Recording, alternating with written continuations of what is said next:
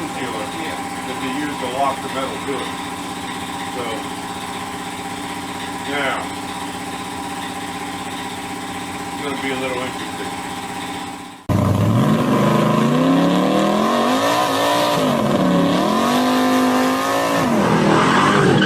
I'm running right now. Okay. All right, guys. So I hope you all saw the video, the long video on the Monte Carlo. Again, I think a lot of the old school body guys don't understand why I'm doing everything I'm doing on that Monte Carlo. So, but this week we're gonna do.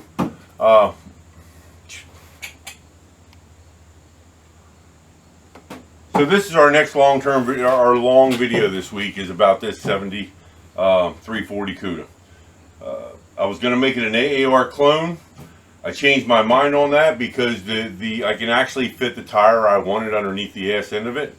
I narrowed the rear. This car's got a narrow rear in it with 411 gears, and I've decided to go a little old school. Got a nice set of old school center lines. I don't like all the polished up look. I like all the original look. So I got a nice set of old school center lines I'm going to throw on it that have just the right back spacing, that I can put just the right tire in the ass in. You'll see that as we go along. And when I finally got the motor broke in, the motor came out better than I thought. They are old school TRW pop-up forged pistons. It's got a balanced crank in it and balanced rods. We chose to go with a set of ported and polished cast iron heads. I'm an old school guy. This aluminum stuff is great for you guys that got the money, but I'm an old school guy and have held stuff for years, like a many men. We've held stuff on the shelf for years and going to build it, and finally I got a chance to do it. So I got a set of big valve 906 heads that have been ported and polished. I've got a 509, I think it's a 509, maybe a 511 lift cam in it, and I don't have a 4-barrel big enough for it. It seems to be starving. So look over here. So here we go. As you might saw in the short video, and that's why you're following me, is we're going to do the old school tunnel ram. So with this old school tunnel ram, I've got a couple elder block carburetors that I'm going to rebuild. They both need to be rebuilt. Here you go, check that out. That's Delaware for you, a mud wasp. It's been sitting on the shelf so long that the mud wasp had decided to, so I can't wait to drop that in a vat of cleaner.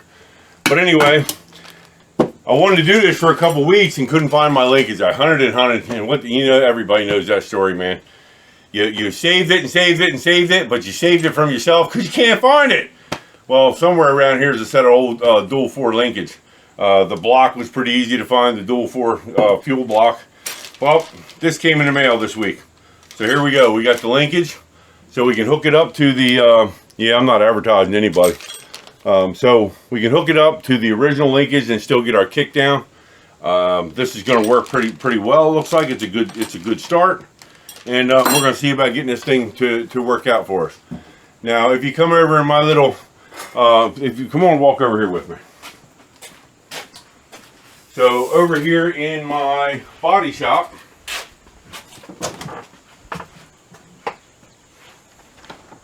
let me turn these lights on. I love it. For once in my life, I got somebody that I can vibe with and is actually videoing for me. So come on in, guys. Come on in. The Warlock getting ready to go over to the paint shop. All the body work's done. We're going to take it over, put a coat of sealer on it. But today's the story about the Cuda. So here we go. You'll see pictures of this hood. This is a true 71 Cuda hood. Power bulge, power bubble, whatever you want to call it. We saved this for years, and somebody put the hood pin holes in the wrong place. So we finally got her about ready. We're gonna mount her to that Cuda. We're gonna cut her out probably somewhere right about here, and we're gonna do something fancy. I've seen a couple of these cars at the rod shows that do something really freaking cool, and Bill's gonna try to do it himself. You know how they cut these hoods and then take the metal and make it look like it busted through the hood? Well, Bill's going to attempt himself, and you're going to see it on video, that we're going to get this hole cut just the right way, get it centered, and then we're going to curve this metal around so it looks like the dual 4 is busted through the hood. You know, so it's going to be a fun trip with this Cuda. you're going to get to watch it all. I hope I get it done before. I hope I get it done before the beginning of November, because I've got a long trip planned in November. We're going to start out at the Daytona Rod Run. I was kind of hoping to take the Cuda with me to the Daytona Rod Run, but I don't think that's going to happen. We'll see. We'll see. Got some goals. Got some hard work to do. All right, guys. Here we go. We're going to get the dual 4 on. Take it out. Get it all scrubbed up, ready to go on, and get this old Cuda apart. And make her run with 2 4s.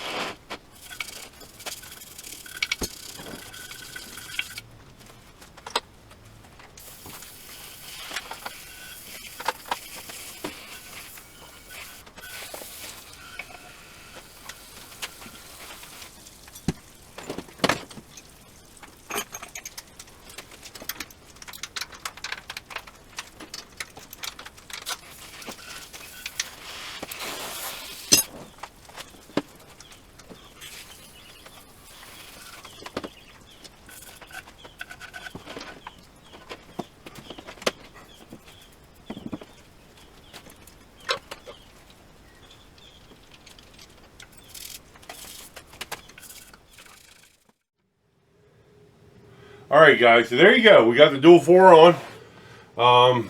The fun part's going to be, now the fun begins. Just getting the intake on is nothing. So now we got to get this kickdown linkage to work, because I really don't want to use a manual valve body on it. So we got to put our carburetors on, which we found some interesting things with the carburetors we pulled out, but get the linkage hooked up. And you'll see over here, I got 4 650 elder blocks. One of them very clean, low miles. The others have all recently come off of motors. Whether to rebuild them or buy 2 new ones as cheap as they are. And after you see stuff like this, a mud wasp has had fun with this carburetor, obviously. This is going to have to go to the sonic cleaner. So maybe we're just going to go 2 brand new 600 carburetors. Because 1200 CFM is more than enough for that motor. Yes, it's a 12-to-1, 030 over, blah, blah, blah, but it still needs to be, I still don't think I want to do more than 1200. And a trick I learned early, an elderly gentleman taught me when I was young. And of course, this had the AAR hood on it, so I had to take the small springs off. Yep, I got to paint up some springs, but that comes a little later. So a little trick an old guy taught me was take a belt, come up here in front of the car. There you go. Because them springs are a pain in the ass. So that's how we get our springs on. There's probably already 15 or 20 YouTube videos on how to do springs. But now you guys got another one to see. So again, put an old belt in there, get a little knee up here. There you go. If you could even see that one. So there we go. We got our hood springs on, and we're gonna find our bolts and get the hood on so we can start cutting the hood. So. Good turn. Yep. Got you.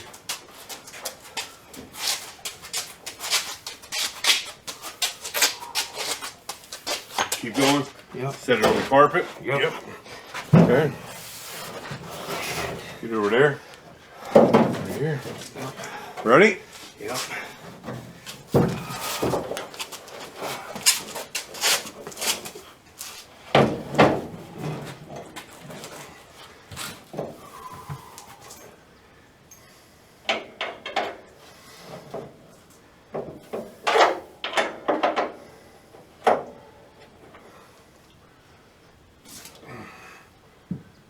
Switch up this yep.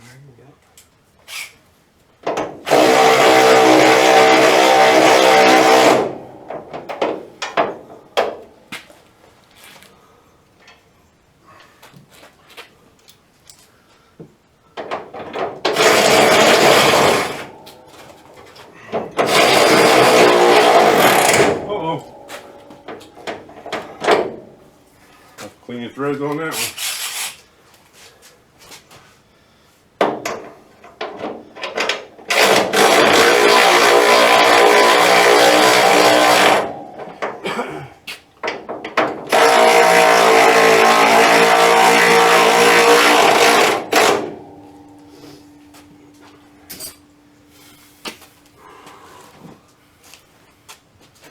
Take the blanket off. Okay. Don't lay it on the ground. Yep.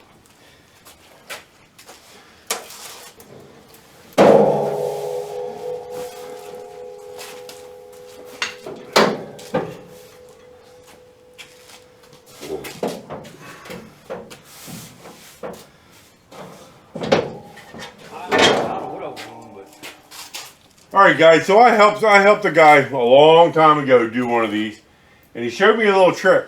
Pretty cool little trick. Take two drill bits, because there's going to be a lot of cutting in this hood to get all the lines, all the linkage, everything right. But you need a base plate to start.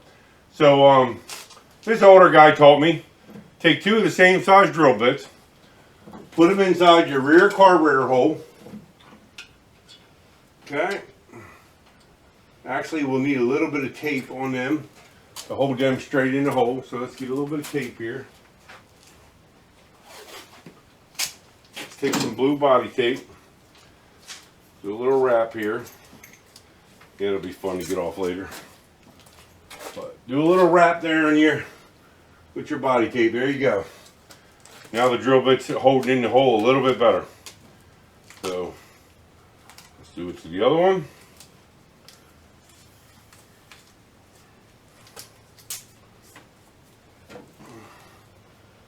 Put it in there. Now you got two sharp points. And what's going to happen? We'll bring this hood down, and we're real close to where we want it. We're within reason. And there you go.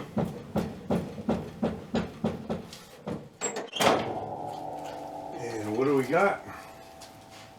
Where's my flashlight? Don't have it out here.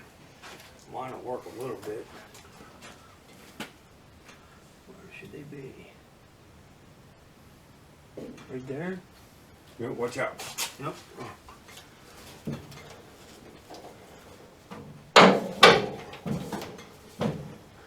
Actually, that's why we're not seeing them.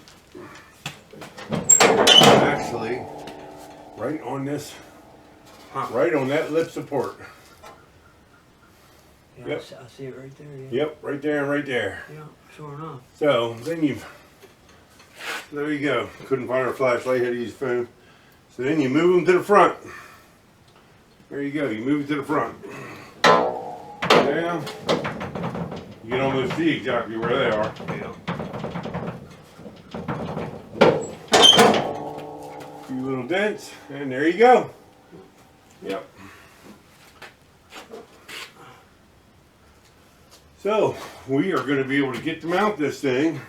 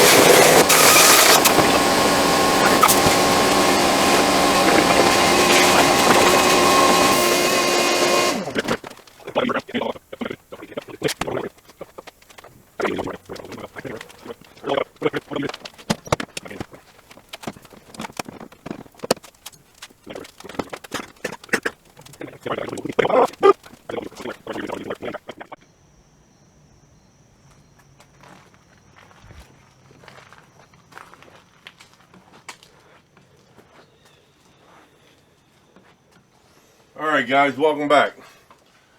Bill here from MotorHeadMen. So this will be the end of our long video on the Cuda.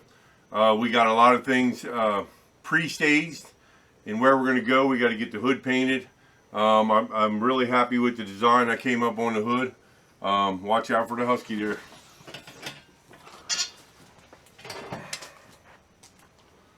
So I wanted to do something different. This original factory Cuda hood, it had a lot of rust in it, but the frame was good. So I got the rust fixed, and like I said, I wanted to do something different. I didn't want to be like every other Cuda. So the Pro Street Cuda is getting ready to go out and play. We're going to get her all tied up. I'll make another long video once we get all the fuel lines and all the linkages set and show you how I did the kickdown linkage, because I really don't want to put a manual shift body in it. But we'll see. So stay tuned. Let me know what you think of my dual force busting through the hood.